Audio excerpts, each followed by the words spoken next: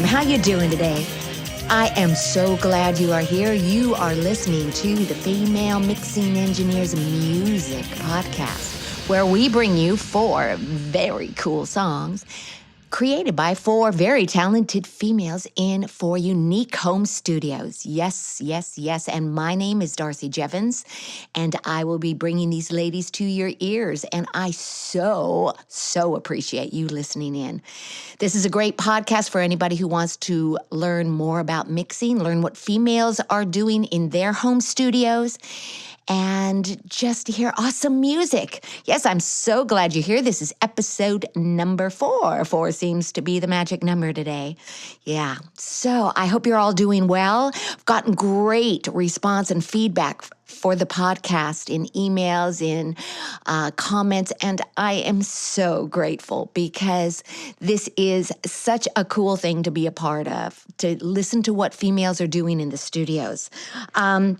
If you are a female and you create by editing, mixing, mastering, producing, maybe you do it all, maybe you outsource some of it, you know what? We would love to hear your tracks. So if you want to send links to any of your tracks to info@femalemixingengineers.com, you can do that. That's the email. And it'd be so awesome to hear what you're doing out there, what you're creating, what you are contributing to the music world as a female. Okay, if you know of a female that could be doing this, hey, send them that link, and we would love to hear what they're doing. I'm not wanting to assume that just females are listening to this podcast. I hope there are a lot of dudes out there that are too, because this is about what females are doing in the studio, and not to be, just so reclusive about it, but to throw it out there and have you all hear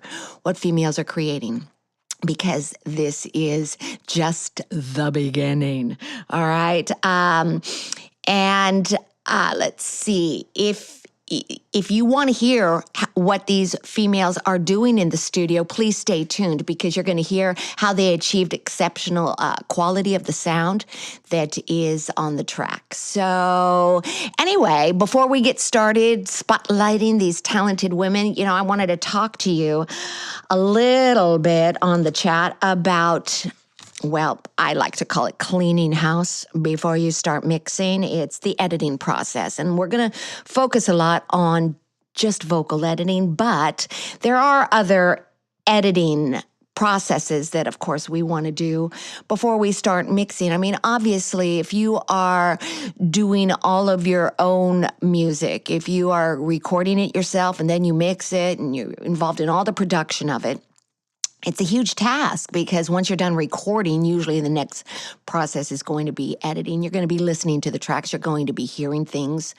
that you want to change. And whether it's tempo adjustments, whether it's pitch on the vocals, maybe even on the electric guitar. I mean, all of these plugins and pitch shifting or pitch correcting programs, you can use them usually on any part of your mix, as long as it's not polyphonic, meaning a whole bunch of notes at the same time. So if it's a lead guitar, if it's a vocal, if it's just a linear instrument like a trumpet or a flute or something like that, you'll be able to adjust the pitch on it if something happened and it's not quite right. So this is a cool thing to be able to do. When we are going to edit things before we start mixing them, we're getting them ready. I like it.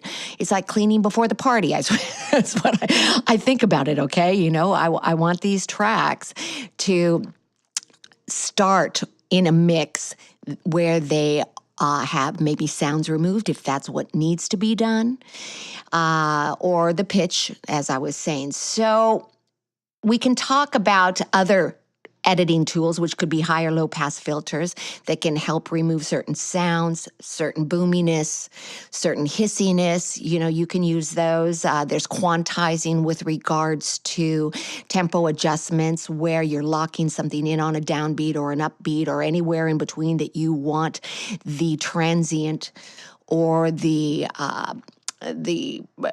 hardest, the most important part of that percussive element. You want it to hit just correctly. That's fine. You want to quantize it maybe. We have other just simple editing tools, even just volume adjustments.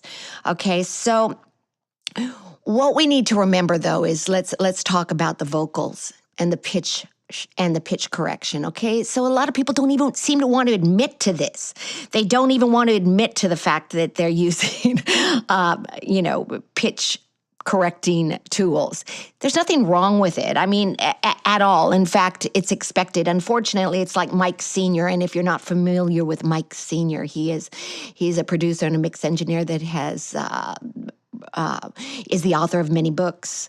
He also is a contributing writer constantly for Sound on Sound magazine, and he wrote an article where he said, like it or not, public these days are used to a naturally tight tuning and timing. This is just how it is. We have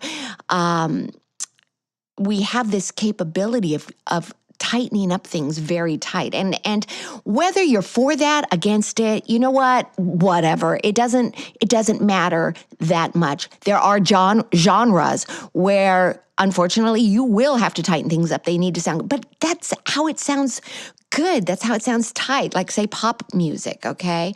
You don't want background vocals that are all coming in a little bit different times. You do not want that. You don't want them to be out of tune if there's a 5-part vocal harmony in the background. They have to be tight. So let's just remember that and go into this tuning with an open mind. Now, sloppiness is a sure sign of an amateur mix. This is just how it is, okay? Now, that being said, all right, I will always say that your editing is going to be for the sake of the song. So there is one word I want you to remember when it comes to editing, and especially vocal and pitch adjustments. The word is distraction. In your mix, if that slightly flat or slightly sharp attack on that word from the vocal, or obviously, if they're sustaining a note, holding it out, and it's slightly pitch drifts, a little flat, if that is a distraction to your song, then you have to fix it. There's just no two ways about it. It's going to stick out. It's going to distract the listener. Anything in your mix that's going to distract the listener, that's going to take away from the emotional content of your song. When somebody's listening and all of a sudden that note comes and it's slightly flat, they're going to hear it. That's just how it is. So you need to fix it. That's my opinion. So anything that is a distraction, even if it comes to quantizing the bass or the snare drum, if it's a distraction when it's slightly off tempo, you need to fix it. Now, there are certain genres that are a lot more forgiving. Okay, such as progressive rock or folk or Americana.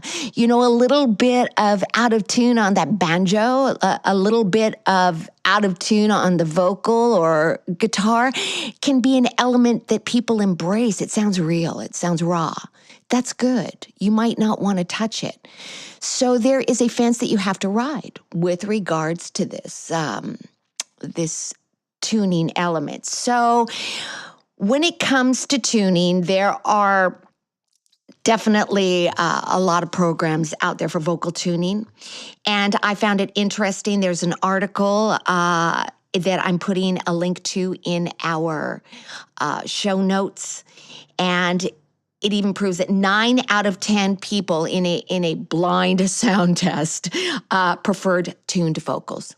Okay, so whether you like it or not, and this was a test that had 4 different vocals. One was not tuned, and the other 3 were tuned with various softwares, including Auto-Tune, Melodyne, and Revoice. These are certain tuning programs that are great. Me, personally, I use Melodyne Studio. I use Melodyne Studio for just about everything. It is a magic tool as far as I'm concerned, but I've learned how to use it. So even if you go to this link and you hear the samples of what was done with certain tuning programs, it's going, I don't necessarily agree with the sounds that were achieved with these tuning programs in this particular, they called it a shootout, a vocal tuning shootout, okay?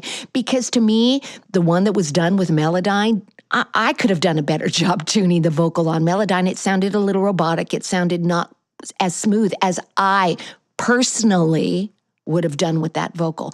So when you listen to these shootouts, don't forget, you could listen to a shootout, but it also depends on who was doing the editing and how well they are using that program as to what kind of sound you're going to achieve. So if you decide to use a tuning program, which you should, as far as I'm concerned, learn how to use it. Learn how to use it well, practice with it, get that natural sound, or get the robotic sound that you're wanting to use too. I mean, just learn how to use your tuning program, okay? I am just saying to you that sometimes you have to just figure you're going to have to tune. You're going to have to use a tuning program. Learn how to use your tuning program. Learn how to use it the way you need to use it for your style of music. You know, I don't think there's anything wrong with admitting you use one, because the human voice is not perfect. So embrace it. And these tuning programs do not change the sound of your voice. It's not like you're quote unquote cheating or doing anything like that. And also too, it's very different than live performances. We are talking about using these programs for recording and mixing, where a higher standard by the listener is expected. So embrace these things. And also, talking about embracing, you know, if there is something in the vocal that you can't fix, okay, you can't fix it. Maybe it's I don't know. I'm trying to think of an instance. There was something, even breaths. I mean, most of the time you're going to want to edit breaths or minimize the volume of them. Do not remove them completely unless you're talking about background vocals. Yes, remove them. As far as I'm concerned, remove the background vocals, breaths, especially in a group, because otherwise you're going to have a group of people breathing at the same time. It's not going to sound good. But in that lead vocal, you know, embrace some of the things that you might be thinking you need to edit. Whether it is a breath or a click or something like that. If you're thinking, man, I can't take it out without sacrificing something, then don't take it out. Embrace it. It could be just the thing that makes that vocal passionate. So be very careful with that, all right? If you have any other questions about vocal editing, please feel free to email me at the info@femalemixingengineers.com. I've been using Melodyne for quite some time, and I've been hired to do a vast array of vocal editing through that program. And it is, as far as I'm concerned, the best. But that being said, the best is the one you use and the one you use well, okay? So now that we've talked a little bit about the vocal editing and editing in general, just remember that keyword is distraction. If it's not a distraction, maybe it doesn't need to be edited out, okay, or changed or pitched or whatever it is you want to do. You need to know your audience. You need to know what they want to hear. If you're also editing for somebody else, you better make sure that that thing you as a mix engineer are considering a distraction. They might not be considering it a distraction. So make sure that you're working with the producer or the artist, because say if you're editing out a sound on the fretboard of a guitar or the pedal of an acoustic piano, if you're editing those sounds out, and the producer might get mad because they want those sounds in. They like that. It gives it a real, raw sort of sound. So just, you know, be careful with your editing. Do it tastefully and do it always, considering the emotional content of the song, all right? And those are my few strange little words for the day. And I hope that I didn't chat too long. So there you go.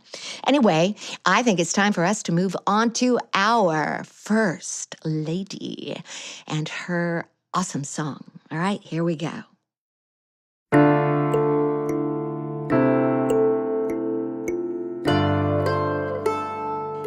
And yes, awesome is the word. This is a song by the fabulous Whittney Mikkél. Whittney Mikkél is such an amazing artist. She is a fantastic vocalist. This is her song called December Sun. It is, I guess you would categorize it as alternative jazz. It's the third single from her kalimba song series called True North. True North is a collection of kalimba songs. If you don't know what a kalimba is, it's a really cool percussive instrument, an African percussive instrument, but it has tones. And she uses that to create such a great atmosphere. She wrote and produced this song. She co-mixed it with Daniel Kirkpatrick. I want you to know something about Whitney, though. She's also a great electronic producer. And when she's doing her electronic music, she goes by the pseudonym Storm Chaser. And I've also put that in the show notes. So with regards to this song, December Sun, it just gives me goosebumps to hear it, okay? The mandolin and vocals were recorded at her location, which at the time this was recorded was a small studio space at her home, where she built 6 do-it-yourself acoustic soundproofing panels, and they lined the walls with lots of heavy home theater-style blackout curtains for more sound absorption. At the time she did this, she had an Atom A7X monitors with her M Audio Profire 2626 interface using a MacBook Pro. Okay, and at that time this was during Logic 9. And the cajon was tracked at the percussionist home studio, and her vocal mic at that time was a Sterling ST69 that has tube condensers. So she used this in her studio at the time. Right now, though, she's done some big upgrades for her newer music by using a Focusrite Claret 8 Pre, and she uses now in her newer stuff a Bluebird condenser with Logic 10 and an iMac. But I wanted to say something. Okay, so her DAW is actually, we know it's Logic, and she was using a Sterling ST69 vocal mic for this one, and now she prefers a Bluebird condenser. We always graduate to something that we feel fits our needs and our sound better in our ears. This is really cool. So let's see. With regards to the kalimba, that was mic'd at her studio. She is a studio musician for hire, and she has extensive musical education. She was one of 11 songwriters in 2016 from around the world to be chosen for the Macedonian Arts Council to be included in their album Partings. She's also had credits from sessions at Capitol Records, East West Studios, Sonic Fuel Studios. She loves to collaborate. This girl has a voice that is going to just touch your soul. All right. And without further ado, I'm going to give you her song, December Sun.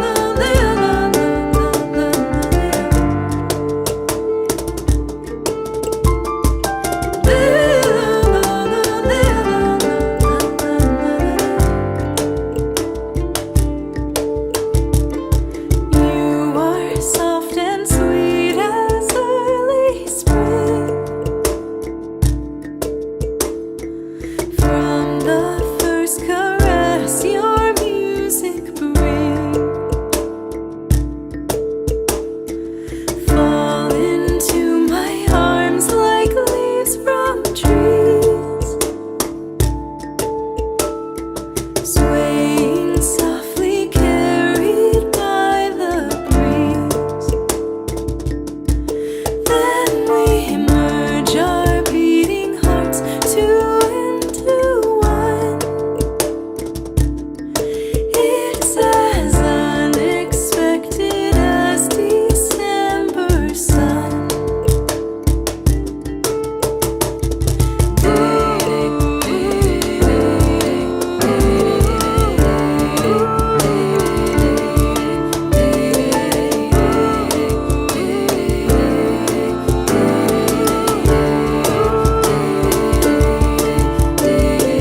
Learning your melody gently now as we sing.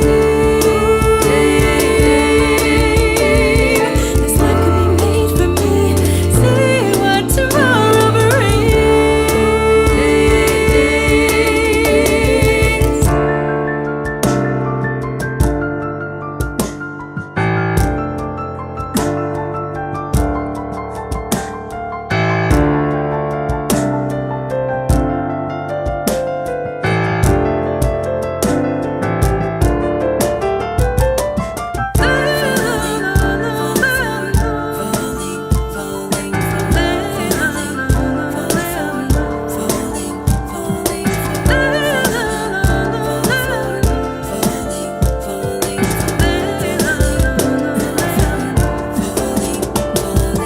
Learning your melody gently now as we sing. This life could be made for me. See what tomorrow brings.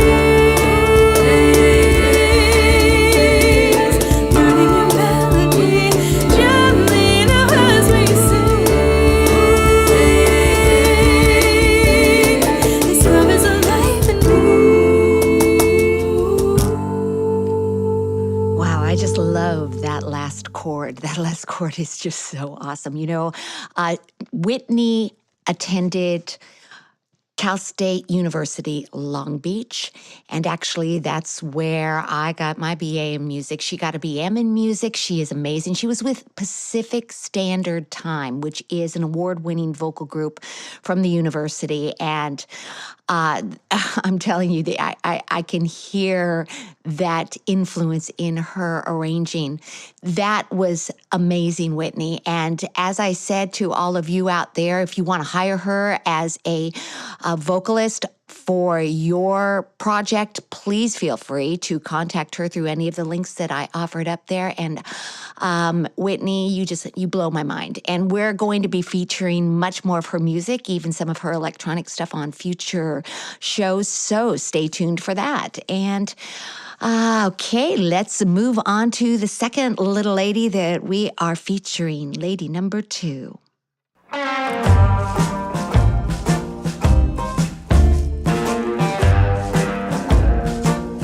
Yep, I love that banjo. Time for a little singer-songwriter folk music. This is the very, very talented Amber Snider with her song, Can't Have Just One.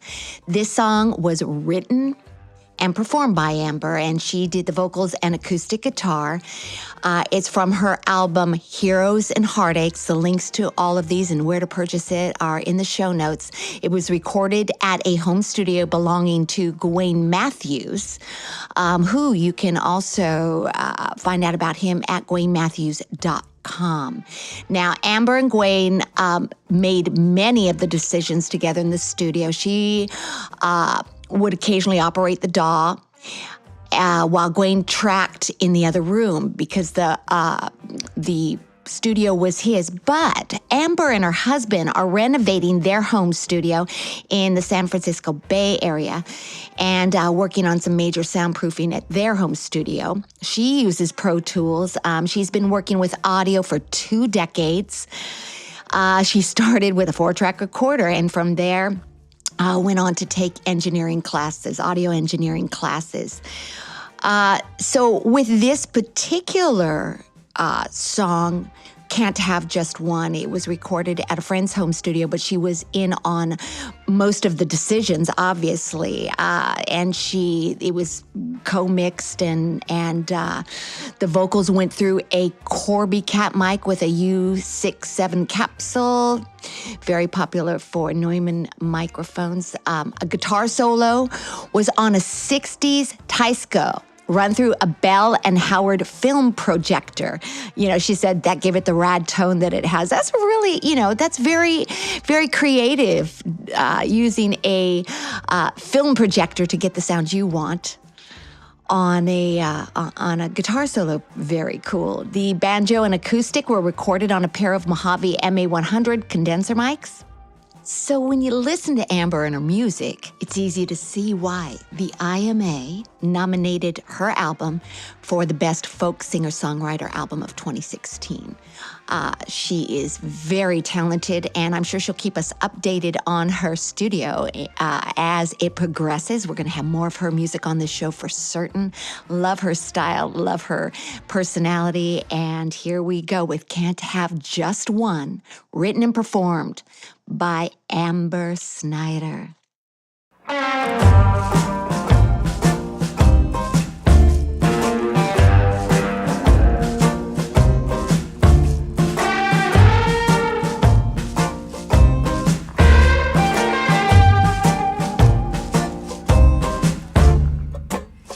Can't have just one. Can't have just one. Just one of anything. Yeah. Mama said, better watch your fun, boy, it'll catch up with you. Try to have some balance, no matter what you do. Can't have just one. Just one. Can't have just one of anything. Yeah. You got your money, got your drugs, got your lovers, got your Frito-Lays. Yeah. You got yourself working too hard and your lazy days. Yeah. Just one. Can't have just one. Can't have just one of anything. Yeah.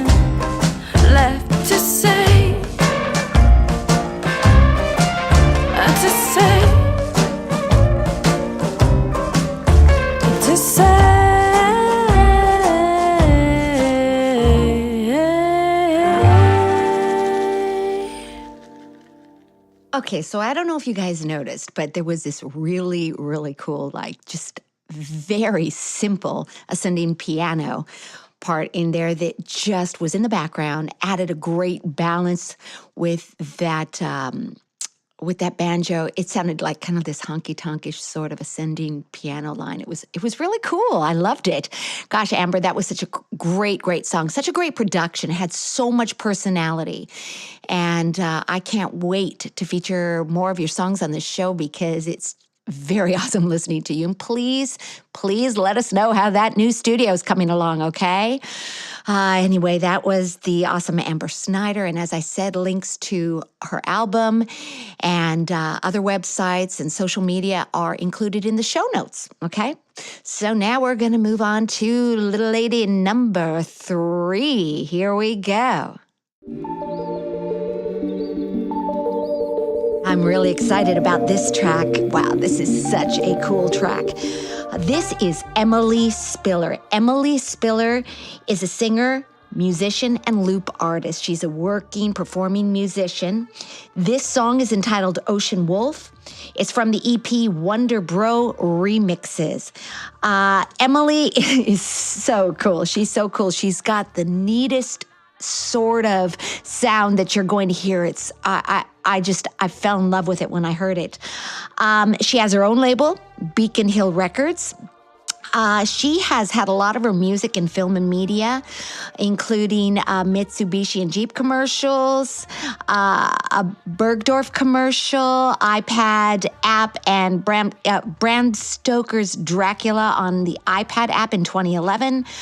Her vocals are also on a song called Hear Me Now in an independent documentary From Place to Place. That was in 2011. So she is a very, very, very talented lady. So on this track, Ocean Wolf, which is super cool, she used her DAW is Ableton Live 9. Her mic is a Shure SM57 that she uses on her vocals. She creates beats and loops and uses samples and plays the sax, okay? So she's always mixing and working on new tracks because she says, quote, mixing her own music is constant. Okay, she's been recording since 2003. She made the switch from using her Boss RC50 loop station to using Ableton Live with a launch pad. Ocean Wolf, this particular song, is one of her favorites. She's never done it live. Or performed it live. And a side note on this song, there is a seagull that was watching her. She goes, a seagull was watching me outside my window while I was recording and kept screeching like it wanted to be in the mix. So I opened the window and let her sing on the track. It made sense, end quote. You know what? That does make sense. I'm so glad you did that, Em. That's totally cool. Mixing for her starts with the rhythm. It's like the heartbeat, she says. Her studio is in her living room with windows that overlook a lake. Oh my gosh, that's super cool. Surrounded by trees, and she likes to record the first vocal in a steam of consciousness, she says. And she keeps that vocal, that first take as a reference. And she says the first take is where the gold is. Okay, that's really awesome, Emily. Yes, it probably is because, you're capturing it. It's right there. That first take is sometimes the best. She works with that and she builds around it. So she has some dream collabs that she would like to do with, I guess this is OM Unit or OM Unit from the UK and Fat Freddy's Drop from New Zealand. Those are her dream collabs. So here we go with Emily Spiller and her track Ocean Wolf from the EP Wonder Bro Mixes. And I hope you like it as much as I do.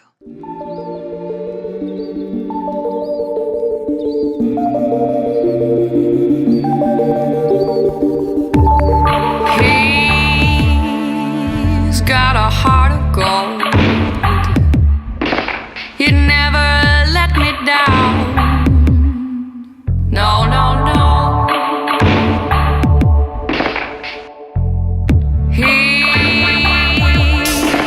He's got a hopeful soul.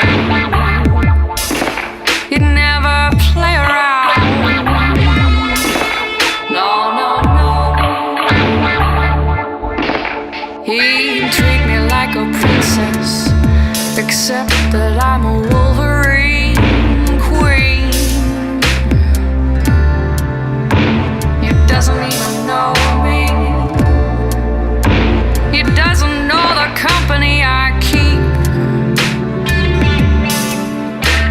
Hasn't felt my razor sharp teeth.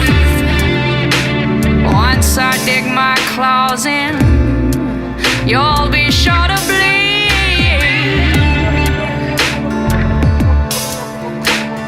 Doesn't even know me.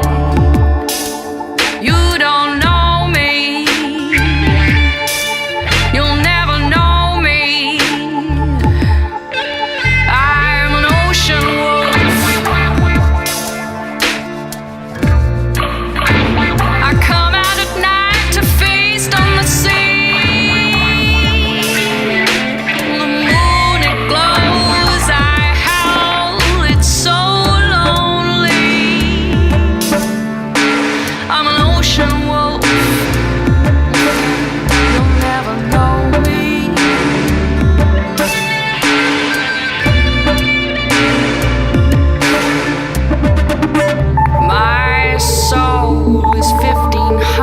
Years old.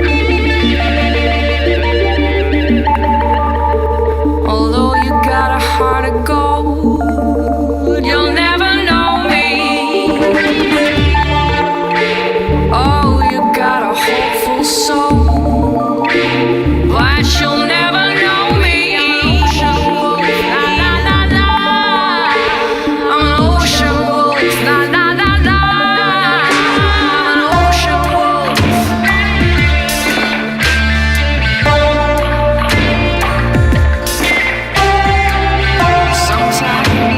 Sundown, I go hunting through the younger crowd, searching for my supper.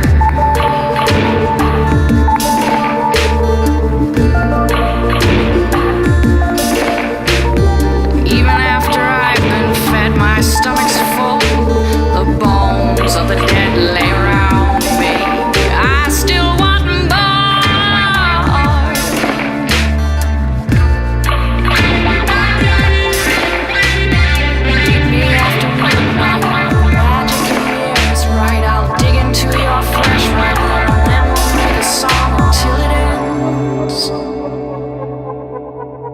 Till it ends. And then I go back in the dark where wolves and other creatures stalk their fragile prey. It's how I play.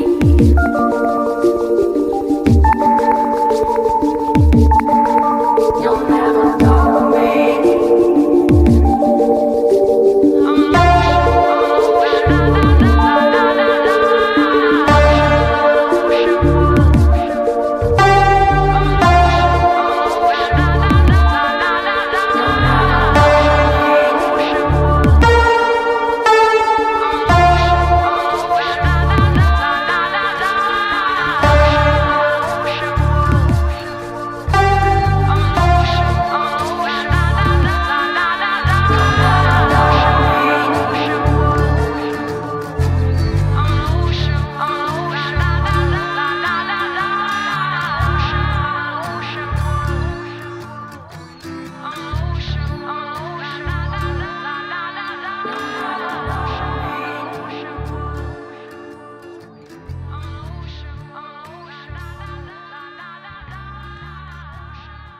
Wow.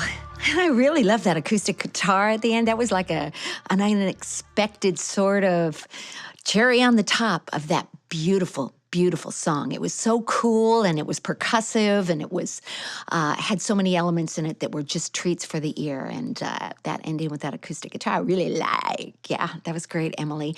And as I said in the show notes, you will find all the links to Emily's music and her social media, and just get in touch with her if you want to connect, okay? And now we are going to move on to our female number 4, the last but not least, definitely. And here we go.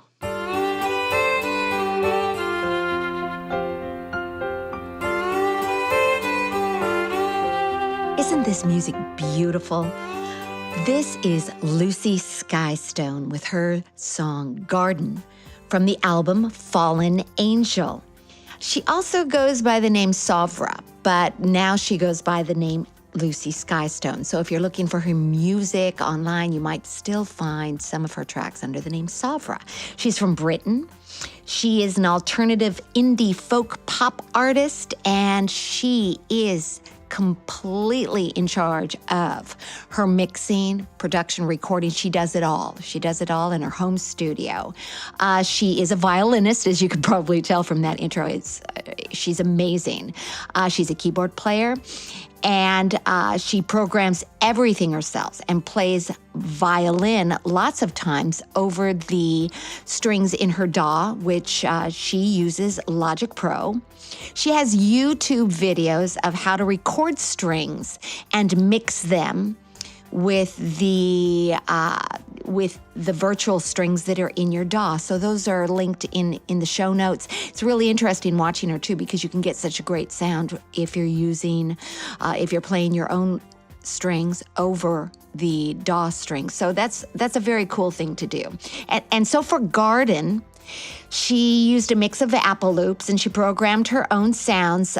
She outsourced the bass to Michael Mondesir. Thank you, Michael, for this awesome sounding bass on this track. This particular track was done a few years ago when her interface was a Lexicon Lambda. And I want you guys to listen here. She had no monitors at the time, only a pair of Sennheiser PX1000 headphones. This song was completely mixed on headphones, okay? And she got this fantastic sound. So pay attention here, because this is something you can do as well. The song itself was inspired by Napoleon Hill, where he speaks of the garden of the mind and the fact that thoughts become things and you reap what you sow. Okay, so that's what inspired this. She upgraded from Logic 9 since this particular track was done to Logic 10. And she said that she actually preferred Logic 9. And she does a lot of violin sessions for others, and she preferred using Logic 9 for those sessions. But she said that might have been just a learning curve, and getting to know Logic 10,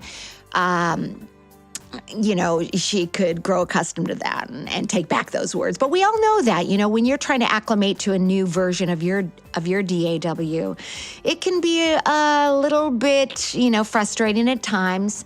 But as you get to know the updated version, usually you're realizing why maybe the changes were made to the program. So that's interesting, very honest of her to share this. She loves Waves plugins. And as far as the stock Logic plugins, she loves Space Designer. And you know what, Lucy? I am totally with you, because using Space Designer, that is one of the best reverbs, I think, to use.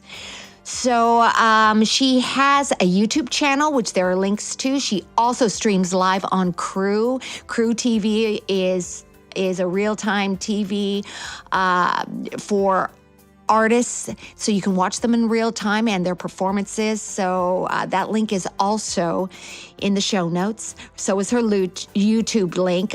She explores different parts of Logic in her YouTube videos, such as changing the color scheme of your Logic 10. If you're not liking the color scheme, hey, watch this video on how to explore different color schemes.